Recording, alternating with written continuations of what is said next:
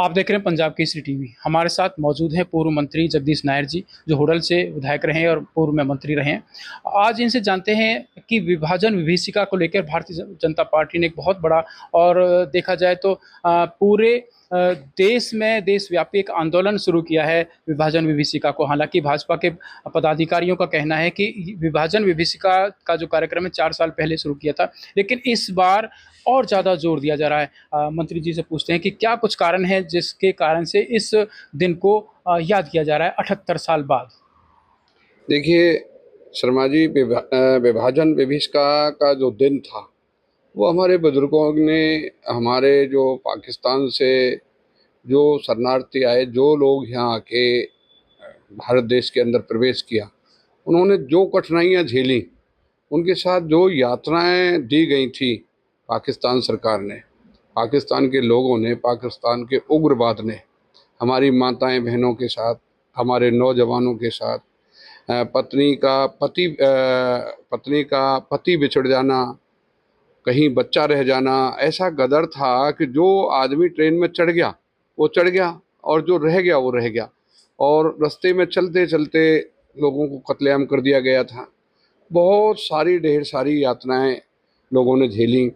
जो हमारी जवान बेटियां थीं, ऐसा वहाँ हाथ पकड़ के जबरन पाकिस्तान के गद्दार लोग उन बेटियों को छीन कर ले जाते थे। आज उस दिन को याद करने के लिए लाखों की तादाद में लोगों को वहाँ मारा गया था और उन पर जो जुल्म ढाए गए, तो उस जुल्मों को याद करने के लिए, उनको सच्ची श्रद्धांजलि देने के लिए माननीय मुख्यमंत्री महोदय ने, नायब सिंह जी ने जो प्रोग्राम फरीदाबाद में रखा है, हम सब लोगों को ये आग्रह करेंगे कि सब लोग वहाँ मिलजुल कर चलें और उनकी पीड़ा के लिए नमन करें। और जो शहीद हो गए थे उस समय, जो भाई बहनें, हमारे बच्चे, उनकी आत्मा को शांति मिले। वो हमारे परिवारजन थे, हमारे हिंदू भाई थे, या हमारे जो भी मानव में से जो भी इंसान थे वो वहाँ शहीद हुए थे, उनको याद करने के लिए ये दिन निश्चित किया गया। उनकी पीड़ाओं को बताया जाएगा, जन जन तक पहुँचाना चाहिए कि ऐसी त्रासदी कभी आगे आए तो लोग समझदारी से काम लें। लोगों में एक धर्मवाद के ऊपर कट्टरपंथी एक माहौल बन गया था। एक दूसरे धर्म के लोगों को मार काट कर रहे थे। गदर फिल्म आपने देखी हो तो उसमें देखो कितना कितना बुरा हाल लोगों के साथ हुआ है। आज आप उस दिन को याद करते हो तो अभी एक बुजुर्ग ने हमें यहाँ बताया हमारी मीटिंग में कि मेरी बहन मेरे सामने सरेआम कत्ल कर दी गई थी। तो ऐसे ऐसे उदाहरण आते हैं। उन उदाहरणों को देख के आज हम लोगों को जगाना चाहते हैं। ऐसा कोई समय आ जाए तो समय को हमें संयम के साथ बड़े उससे बरतना चाहिए, ताकि लोगों की जनहानि नहीं होनी चाहिए, लोग जनहानि से बचें।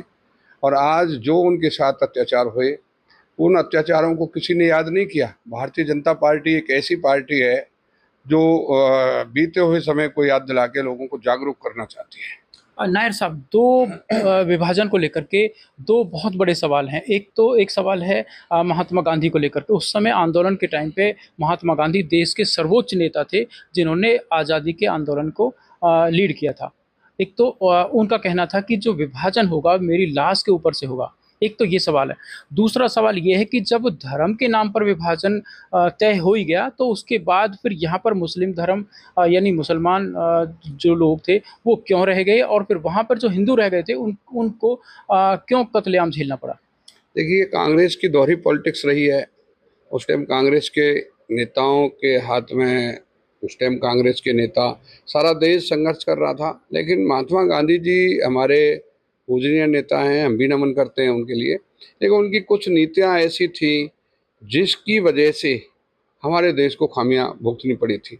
अब बताया जाता है, हमारे बड़े नेताओं ने हमें बताया था कि महात्मा गांधी जी उस टाइम अनशन कर रहे थे कि भाई पाकिस्तान से जो पैसा हमने तय किया वो पाकिस्तान का पैसा भिजवाओ। जबकि इस बात पर अनशन नहीं कर रहे थे कि हमारे नौजवान मारे जा रहे हैं, हमारी बहनें मारी जा रही हैं, हमारे बच्चे मारे जा रहे हैं, ट्रेनों में जो कत्ल करके ट्रेन भर भर के भेजी जा रही हैं। इस बात पर आदरणीय महात्मा गांधी जी ने आंदोलन नहीं किया। बड़े नेता हमको ये बात बताते हैं उस समय का वाक़ा। तो महात्मा गांधी जी की कहीं ना कहीं गलतियां रही हैं जो ऐसा हुआ। और ये धर्म के नाम पर इस तरीके से लोगों को मारकाट झेलनी पड़ी, ये कहीं ना कहीं नेताओं की उस टाइम की कमी थी। मंत्री जी, जिस उस पीढ़ी ने जो झेला था, चाहे विध्वंस जो हुआ था, लोगों की जानें गई, महिलाओं की, बहनों की जो अस्मिता लूटी गई या कत्ल कर दिया गया, वो जो नुकसान हुआ था देश का, वो उसकी क्षतिपूर्ति तो नहीं हो सकती, लेकिन आज ऐसा क्या करना चाहिए कि आने वाले समय में फिर दोबारा से ऐसे हालात पैदा ना हो? हमें मानव को मानव समझना चाहिए और अपने देश के प्रति लगाव होना चाहिए, हिंदुत्व के प्रति लगाव होना चाहिए।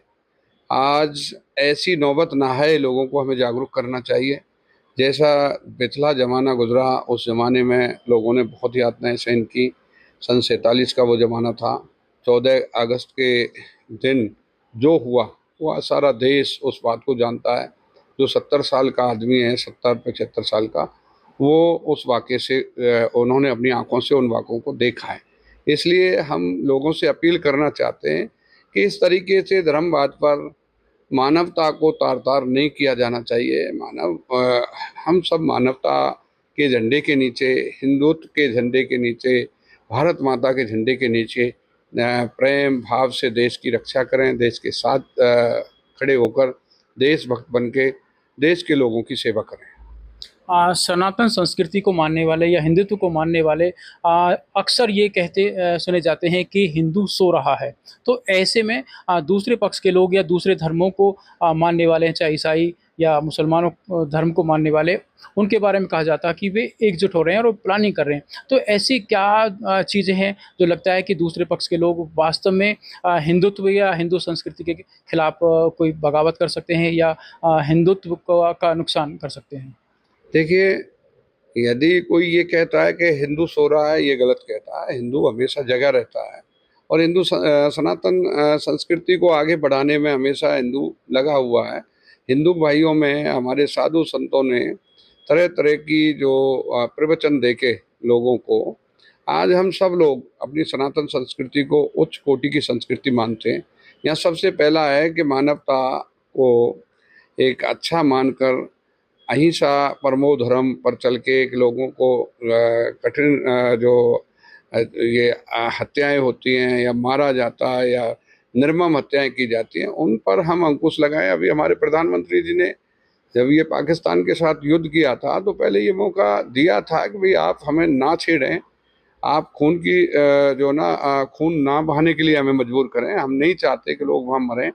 लेकिन जब पाकिस्तान अपनी नापाक हरकतों से काबू नहीं आया और उन्होंने निर्मम हत्याएं की, तब हमारे प्रधानमंत्री ने जो निर्णय लिया, पाकिस्तान को तो भुगतना पड़ा, लेकिन सारे देश दुनिया ने देखा कि इस तरीके से मानवता की रक्षा करने के लिए फैसले लिए जाते हैं।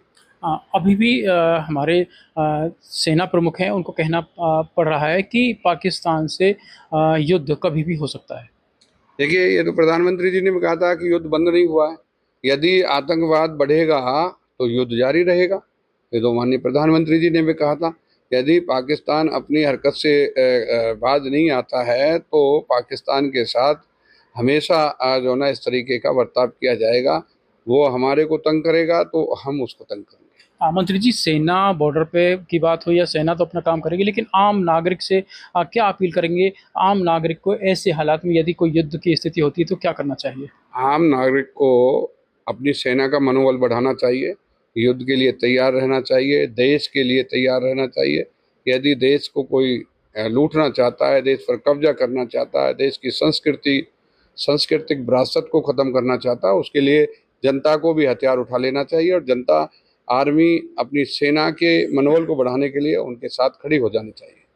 तो ये थे हमारे साथ में पूर्व में मंत्री हरियाणा सरकार रहे जगदीश नायर जी। इनका कहना है कि 1947 में देश के विभाजन के समय तत्कालीन जो कांग्रेस के जो बड़े नेता थे, उस समय कुछ गलतियां हुई थी, उस समय के नेताओं के द्वारा गलतियां की गई थी, चाहे महात्मा गांधी के द्वारा कही गई बातें हों या और दूसरी बातें। लेकिन इनका कहना है कि उस समय जो गलतियां हुई, दोबारा से देश में ऐसा ना हो, उसके लिए आज यदि ज़रूरत पड़े तो आम नागरिक को भी ऐसे हालात में सबसे पहला कदम है देश की सेना को मनोबल बढ़ाना चाहिए और ज़रूरत पड़ने पर हथियार उठाया लिए जाने चाहिए।